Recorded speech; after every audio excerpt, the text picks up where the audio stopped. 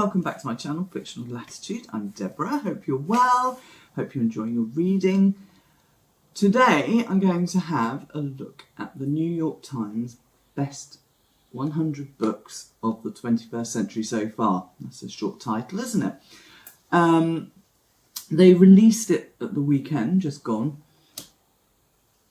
And basically it's because we're at the end, we're coming towards the end of the first 25 years of the 21st century. So they've decided this is the time to look back and see what's been achieved so far. So they sent out a survey to novelists, non-fiction writers, poets, critics, influencers, so on and so forth, to vote on their 10 favourite or best books of the 21st century to date.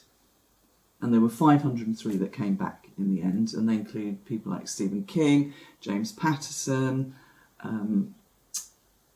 what's her name, Sarah Jessica Parker, and so on. I mean, a lot more than that.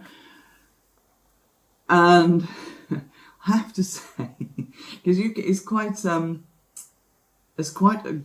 good list, because you can go through, it's interactive, that's what I'm trying to say, and you can click on it. I read this book, I want to read this book. It doesn't say, unfortunately, I never would pick this book up if you paid me, or I read it and it was rubbish. There's none of that.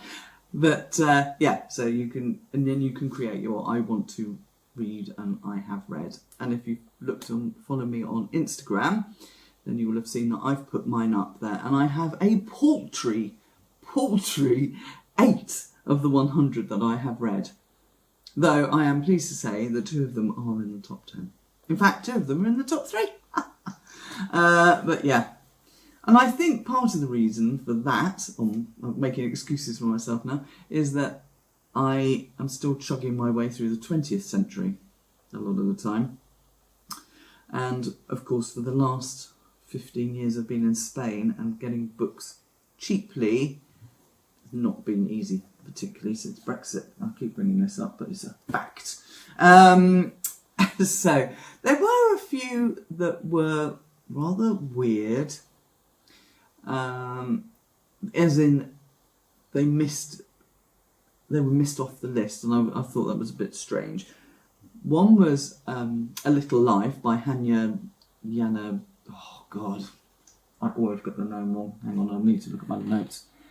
Hannah Yanagihara.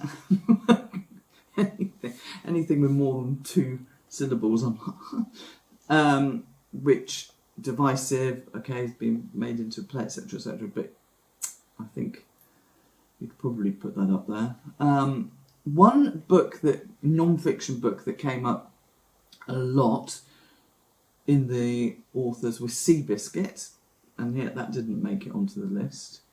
Sarah Waters, who I'm rather fond of, I think she writes very well, she was mentioned a few times by some of the authors in their ballots, but none of her books made it onto the list.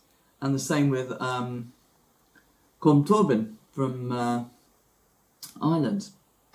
The Master was mentioned a few times in some of the, because you can have a look at some of the people who replied and see what they put up, and he was mentioned, but not sufficiently to make it onto the list. Hello, Nacho. One that I was quite surprised about was Gone Girl was mentioned a few times by the people in their ballots. Gone Girl by Gillian Flynn, which I wouldn't have put up as a best book at all, but there you go. But it didn't make it onto the list, but it had been voted for by a few people. And actually going through the lists of some of the authors and influencers, etc., was quite interesting. Stephen King had the gall. Shush, that joke.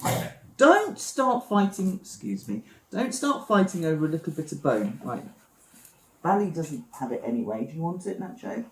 Might take it. Good boy. Okay, now you can go because Mummy's filming. Where was I? Yeah, Stephen King had the gall to put one of his own books on there. Now, I used to inhale Stephen King when I was a teenager. But I don't think I would ever suggest that one of his books was good enough to make it onto a best book of the century list. But anyway, you know. Another person who put that up there was a professor who has won a Pulitzer Prize, and that's Annette Gordon-Reed, and she did put her book on there as well. So there were two that I saw though that actually mentioned their own. Kind of cheeky, really. Anyway, so the 503 people have voted. They put on at least 10 books. Some of them didn't put on 10, couldn't think of 10 good enough to go onto the list, which I think is actually fair. But they had to be published in the United States since 2000. So there are some. There's a Roberto Bolaño.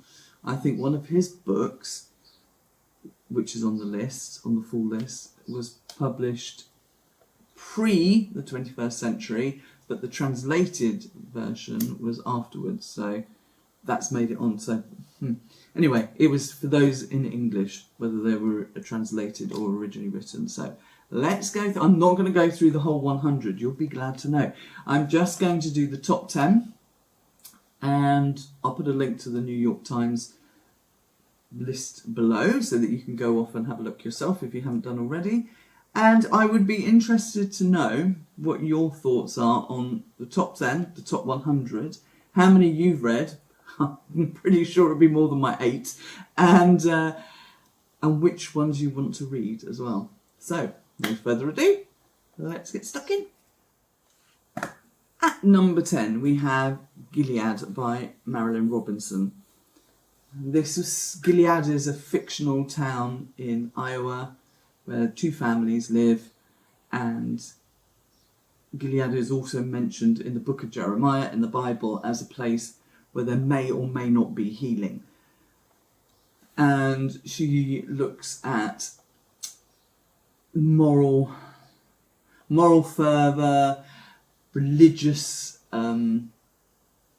visions, and how the abolitionist movement had changed from when it had really got going to like a century later in the 1950s. And it is. I didn't tick it on my want to read list, but I think I might now, because I do recall people mentioning it being very similar to The Handmaid's Tale, as in the way it's looking at certain aspects of life and how we've changed and not moved with it. Anyway, so number 9, we have got a Kazuo Ishiguro one, and Never Let Me Go. I mean, he was always going to make it onto the list, quite frankly. He writes brilliantly. He's won loads of awards, so if there wasn't a book by him up there, I would have been surprised. So Never Let Me Go is based in a boarding school in England, and it follows these teenage girls who are growing up, and there's a dystopian feel to it, but it's basically about how no matter what goes on and what goes wrong, there's human warmth that will always persevere. So I have this on my want to read. I mean, I've got a lot of his things on my want to read list, to be honest. I need to get back to England, I need to get into some second-hand bookshops, and I need to buy, and that's what I need to do. Anyway, so that's number 9. Number 8 is Austerlitz by W.G. Sebald. And this was the last book they wrote before they died of heart failure. And this follows Jacques Austerlitz, who was one of the Kindertransport refugees. He came from Prague in World War II and then was brought up by strangers in Wales. And it basically follows his recollections of his life in a pretty dreamlike way. So I also have this on my want to read list. And number 7, we've got Colson Whitehead's The Underground Railway. Now when this came out, I thought I want to read this, so I have ticked it on my want to read. But you know, there's just too many books, not enough time. So this is about the Underground Railway that used to help slaves escape, make their way to freedom in America. And this girl wants to follow in her mother's footsteps to be the only one to escape. And you all roll into one in this book. We've got philosophy, history, cultural commentary and criticism and horror. And yeah, this is why I really want to read this one. At number 6, we have Roberto Balsano's 2666. Which is a 900-page book. This is a lot. So I'm going to have to... It's not on my want to read list, I have to say. The one of his that is included in the list of 100 books, which is A Savage Detective, that's on my want to read list. So, but for this one, it starts with a quote by Baudelaire, which is an oasis of horror in a desert of boredom. So I think that kind of tells you enough for that one, really. I just think it's going to be a bit too heavy for the likes of me. And number 5 are The Corrections by Jonathan Franzen. And actually, if you look at the cover of this and you see the kids at the dining table, you think, yeah, I know where this is going. And it... And I haven't put it on my want to read list, but if I saw it in a second-hand bookshop, I would probably pick it up, let's just say. So it's a satirical novel of family disintegration around the themes of mental health, self-improvement and instant gratification. So, Number 4, The Known World by Edward P. Jones. Sorry, I'm scratching everywhere. I've got heat issues. Start again. 4, The Known World by Edward P. Jones. This follows Henry Townsend, who is a black farmer, a bootmaker and a former slave. So you think you know where you're going here, and then Townsend becomes an owner of a plantation with his own slaves. So you can feel that shift. Whoa, what's going on here? So that is at number 4. Also not a want to read by me. And now we have one of the ones I've actually read. Miracle of Miracles. Where is it? Wolf Hall by Hilary Mantel. So this is the first in the trilogy. What did it win? It was shortlisted for the Orange Prize for Fiction 2010 and the 2009 Costa Novel Award. It's not thin, but it is brilliant. But it did win the Man Booker Prize. Yes, so Hilary Mantel's... It's the first in the trilogy based around Thomas Cromwell. And Cromwell, up until Mantel wrote about him, really hadn't had a good press. I mean, you know, he was involved in Anne Boleyn's downfall. That's sending a woman to get her head chopped off, so it's never going to be great, is it? Over the centuries, he's basically not been particularly well liked. But Mantel has done a lot of research on this. But what she's done is she's brought the man to us, made him human, and that gives us a little more sympathy for us to understand how he has to work within that political web of Henry VIII's time. And so we can now see it in a way that we couldn't see it before. And I think it's important for that particular reason. So at number 3, Wolf Hall by Hilary Mantel. At number 2, it's The Warmth of Other Suns by Isabel Wilkerson. And yes, a non-fiction book made it to number 2. So I'm really pleased about that, purely from a historian sort of perspective. And this one looks at the Great Migration of Black Americans from the South to the North between the years of 1915 to 1970. And according to the reviews, Wilkerson blends the stories of individuals really, really well with the bigger picture, and it reads like a novel apparently. So to make something that could be really quite a dry and to a lot of people uninteresting, because I mean, I didn't, until I saw this book, I didn't even know that there'd been a great migration of Black Americans between 1915 and 1970. I mean, I'm not American, so but also in various commentaries it says that this is a pretty unreported piece of history as well. So that's two reasons why it's good to have this book in at number 2 on the New York Times list.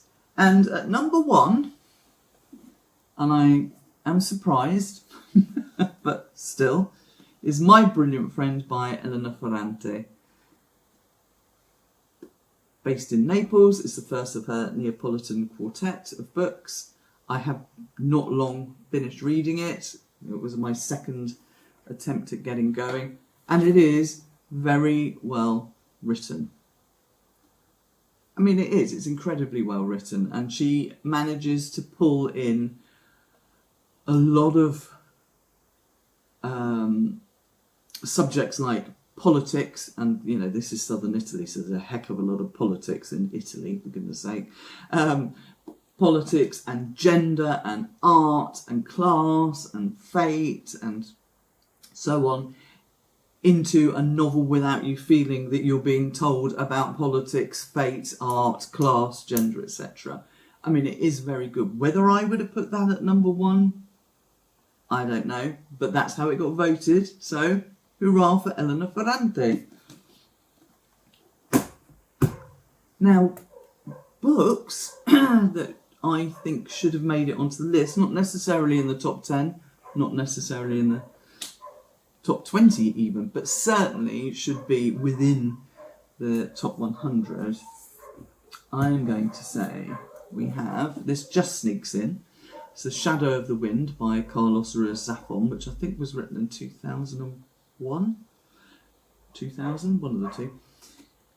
And this is on my list of my favourite books ever, and it is brilliant, and I love it. And go and watch all the other videos where I talk about this one in depth. But if you want a novel that transports you somewhere, then this is that book. And it is, as I've said before, a love letter to literature. It is just gorgeous. The Shadow of the Wind by Carlos Ruiz Zafon. Not one of his was on there, which I find quite strange, because it's a New York Times bestseller, and B, he writes so well. And he was living in the States when he died. So it's not like they don't know about him, because this list is very American British biased, I have to say. There's not much that comes, apart from Elena Ferrante, not much that comes from Balsagno. There's not much that comes out of it. Another one, the Women's Prize for Fiction winner in 2020, Hamnet by Maggie O'Farrell. Maggie O'Farrell didn't have a single book in the top 100 either. This I read, was it this year or last year? Can't remember. And I loved it. You know, it can be, it's a book about Shakespeare that isn't about Shakespeare. It's about his son. It's about life in Stratford. It's about the plague. It's just beautiful, beautifully written. I think that should have appeared somewhere in the top 100. It's just so beautifully written. Another New York Times bestseller, but that just goes to show this means nothing, huh? And this does get a mixed reviews, I have to say, where the Crawdads Sing by Delia Owens. I've got the S on her name. Again, I think, there's a theme going on in my reading recently, but I think because this is to do with nature as well as other things, this really resounds with me. So it's not beautifully written, but it takes you along, and the themes are interesting and important. And as I say, nature's a big part of it, and I think I'm really drawn to that at the moment. So I would have had that somewhere in the 100. And last but by no means least is my latest novelist crush, Elif Shafak. I love her books, and this one, as you can see, very popular, and I've mentioned this in one of my monthly reading wrap-ups. Elif Shafak's The Island of Missing Trees. Again, it's got nature in it, as I say. I definitely seem to be going that way. But I am struggling to find people who write quite like Shafak does, in the way that they take nature, they take human nature, they take the politics and everything else and wrap it up so beautifully into one novel where you just, everything comes at you, makes the synapses fire. It's just incredible. And Elif Shafak didn't have a single book on there either. I mean, she's British, British. So you'd think she'd be on the radar for people, but yeah, that's another one that I would have had definitely in there. It's a Sunday Times bestseller, so you would have thought that it is magical. And also, looking at it, we've got Reese Witherspoon, who is an influencer, because she's got her book club or what have you, and she's got a quote from her on the front. So clearly it is, she's made it over the pond to America, but not been picked up. Anyway, that is my quick review of the New York Times best books of the 21st century so far, which I have to say is a little bit skimpy because I've only read 8 of the 100. Luckily, I had read 2 of the top 10. But yeah, so I'd be very interested to know what you think about this list, how many you've read, how many you'd want to read, what books you think are absolutely missing from the list, and should Elena Ferrante be number 1? So until next time, thank you.